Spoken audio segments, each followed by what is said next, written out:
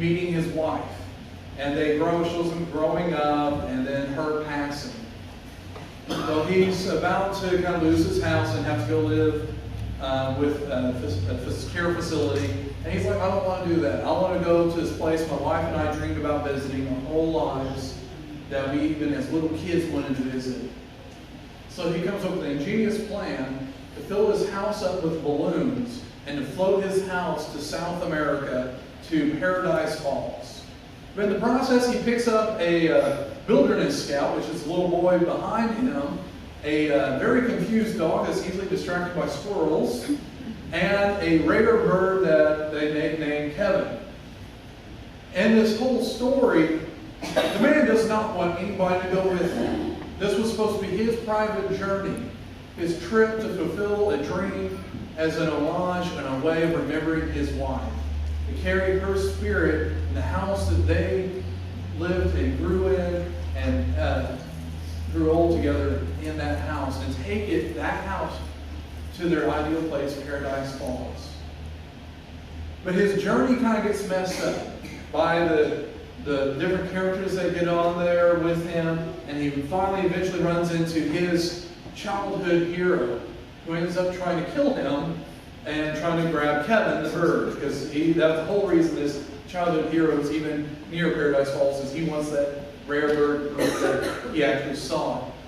Well, again, his journey's completely blown out of the water. His idea, his goal, is changed a bit. I mean, he had this idea, I'm going to go to Paradise Falls, I'm going to do all this, I have that plan, I have a set goal.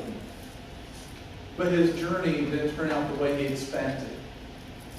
But because of that journey, he became a better person. He started caring for that young child and developing a love for him and for the dog that kept annoying him and seeing squirrels everywhere.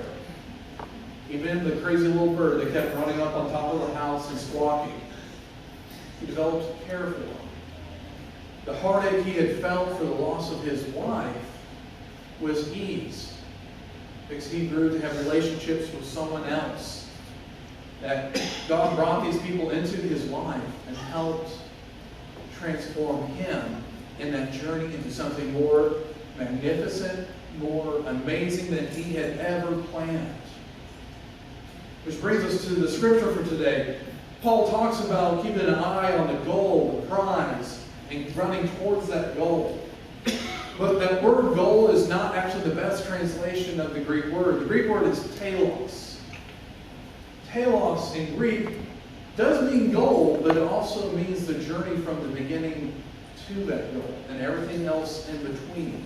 It's a very encompassing word, a very broad word, something we don't actually have an English translation for.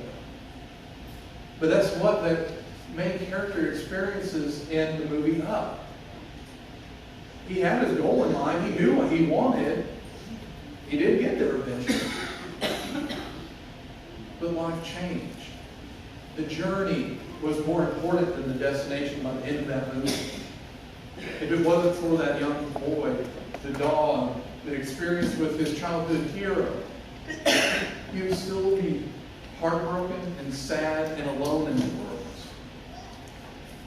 But because of that journey, reaching his goal, he was blessed with company, with friendship, with love again, seeing life can keep on going, even when it seemed to have ended for him.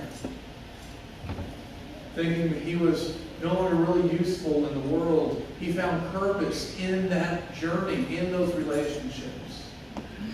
How often is it in our lives we get distracted, we start thinking, okay, I'm going to do this, I'm going to get a raise, I'm going to get this job, or I'm going to move here, I'm going to live here, I'm going to go to college, I'm going to marry this person, I'm going to do this. We get our plans, we get our life worked out, we have goals, but we forget the in-between. We forget to allow God to move in our lives in that race.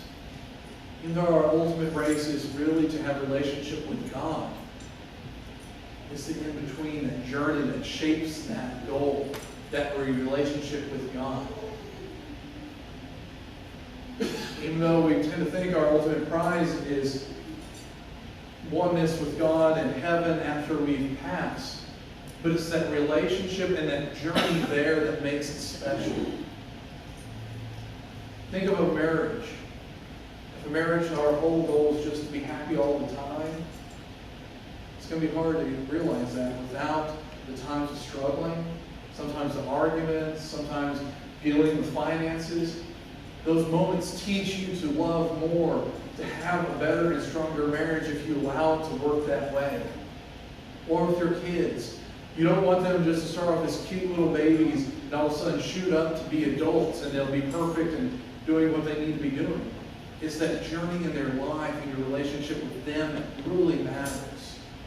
Yes, you're trying to get them to be old enough to be adults and handle and take care of life on their own. But it's that journey and that relationship in between that's the most important part. And so is our relationship with God. Relationship that we see embraced here at the communion table. A relationship where the goal, yes, is for Jesus to sacrifice his life so that we might be redeemed. But it's also about that journey.